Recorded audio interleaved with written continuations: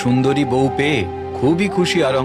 কিন্তু বিয়ের দুদিন বাদে একসঙ্গে খেতে বসে অবাক হয়ে গেল আরং।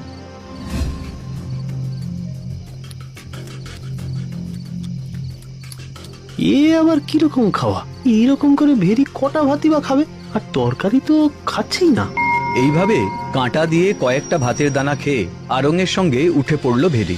প্রথম দিন, তাই আরঙও আর কিছু বলল না। কিন্তু পরপর দুদিন একই কাণ্ড দেখে আরং বলল, কি ব্যাপার বলো তো, তুমি এভাবে খাচ্ছ কেন? তুমি কি লজ্জা পাচ্ছ? না না, লজ্জা কিসের? তাই তো, মাত্র কয়েকটা ভাতের দানা ছাড়া কিছুই তো খেলে না। আমি বরাবর এরকমই খেয়ে থাকি। এইভাবে খেলে তো তুমি অসুস্থ হয়ে পড়বে। চিন্তা করো না তুমি, আমার পক্ষে এর চেয়ে বেশি খাওয়া সম্ভব নয়। শুনে বেশ অবাক হলো আরং। ও মনে মনে ভাবলো, ভেরি নিশ্চয়ই লুকিয়ে লুকিয়ে কিছু খায়, কিন্তু কি খায়, কখন খায়, সেটা তাকে দেখতেই হবে। এই চিন্তায় সেদিন ঘুম আসছিল না আরঙের।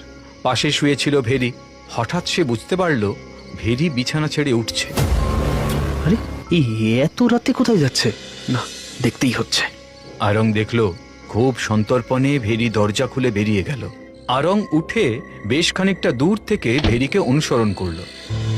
ভেরি সদর দরজা খুলে রাস্তায় নেমে দ্রুত পদে এগিয়ে চলল। এত রাতে একা একা চললো কোথায়? অনেকটা রাস্তা গিয়ে ভেরি একটা গোরস্থানে পৌঁছলো, যেখানে গবাদি পশু কবর দেওয়া হয়। আর তারপরই যা দেখলো তা আরো ভয়ঙ্কর। গোরস্থান খুঁড়ে একটা পশুর মৃতদেহ তুলে দাঁত দিয়ে টেনে টেনে খেতে শুরু করলো ভেরি।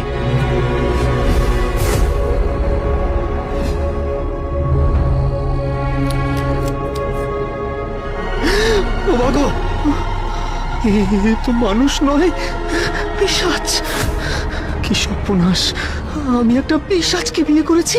ও যদি আমাকে দেখে ফেলে তাহলে আমাকেও...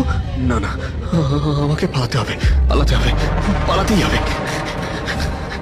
কোনো কিছু না বলে দৌড় দেয় আরং। ঘরে ফিরে অপেক্ষা করে বউয়ের জন্য। ভেরি বাড়ি ফিরতেই জানতে চায়, তুমি এত রাতে কোথায় গিয়েছিলে? বাইরে হাওয়া খেতে। মিথ্যে কথা! এত রকম খাবার ফেলে তুমি রাত্রেবেলা পচা গলা মাংসের জন্য ছুটে গেছিলে গোরস্থানে। কথাটা শুনেই ভেরির চোখে আগুন জ্বলে উঠল। সে চিৎকার করে বলে উঠল, আমার পিছু নিয়ে তুই সব দেখেছিস, বুঝতে পারছি। খুব কৌতূহল না? খুব কৌতূহল তোর, এবার তার ফল ভোগ কর।